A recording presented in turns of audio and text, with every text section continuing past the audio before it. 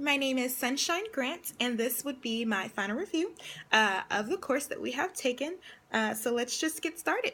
Question number 1. Describe what you thought you knew about political communication before taking this course. So before taking this course, I would say I didn't know very much about political communication, but I just used my common sense to kind of say it had to do with politics and it had to do with communication, and tying the two together, that's how you get political communication.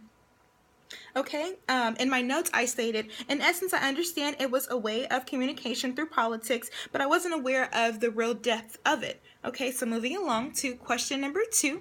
Describe how your view of political communication has changed after taking this course and highlight some of the concepts that had the most influence on your new view. Okay, so let's start with the first concept. That would be the inaugural address. The inaugural address is so important. Growing up, I didn't realize the importance of it. You know, the inaugural address kind of comes on and you pay attention a little bit, but you don't really, as a youth, I didn't take my politics as serious.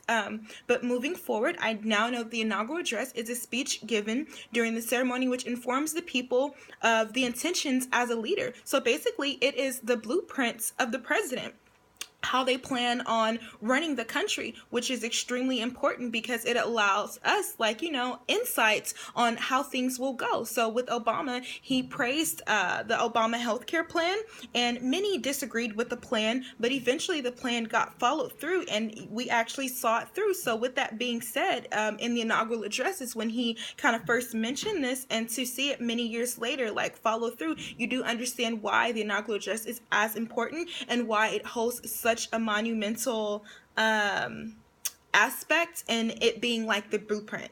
So the next one would be the national eulogy. National eulogies are very important. They are basically addresses to the nation after a traumatic situation has happened. So after 9/11, a national eulogy was given. Anytime there's any war, anything dramatic, a national eulogy is given. I look at a national eulogy kind of like a child. After a child is hurt, they look for their parents to place a band-aid on their wound. So the national eulogy is kind of like the band-aid on a wound. So the execution of the national eulogy is extremely important because it would allow people to have a certain level of respect for you. It also allows people to feel safe and secure again as being Americans, and it also allows them to have a certain gratitude for you as president for you to address such a cause. Okay, so moving right along, the next would be the State of the Union Address.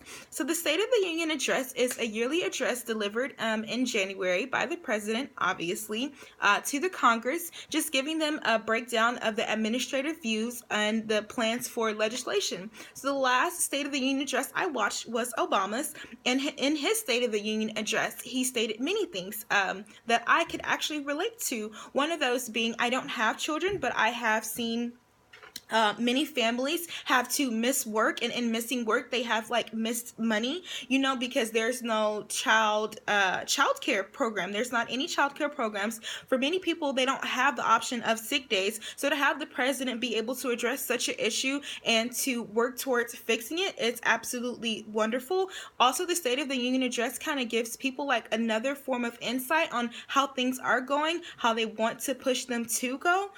So it's very important. Moving right along to the next thing would be veto messages. Now, I kind of had a better idea of what veto messages meant because obviously veto, everyone knows, if a president or if anyone chooses to veto something, it's basically to do away with it. In Latin, actually means I forbid. So the president has the power to veto something if he strongly disagrees with it. Okay? The next one would be impeachment.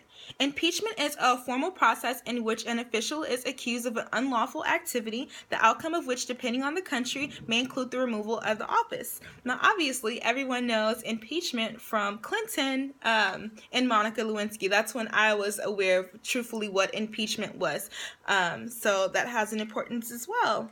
Okay, and also we have the farewell address, which the farewell address holds significance only because I feel like it is the final farewell that you are given as the president for having such power. You are thanking the American people. You are, still capturing their heart, so in moving forward, a farewell address kind of gives you the rightful way to kind of like bow out, gracefully. Okay. And the last question says, describe what you will take with you from this course in terms of the knowledge that is gained.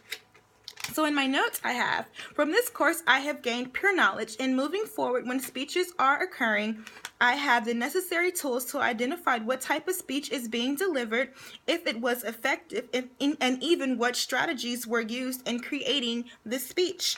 There's also a certain level of importance that now exists within me. Knowing this, Okay, knowing this information has definitely allowed me to be better. It's allowed me to be just more knowledgeable, more insightful on what's going on when things are presented, how to move as an American citizen, like how to take them, what strategies are being used, if I should truly like feel moved by what the president has said, or if it's kind of more or less just a strategy to kind of take your mind off what is truly important. So I really valued this class only because now moving forward in voting and watching speeches and doing things like that, like I have more control because I know what's going on. So thank you.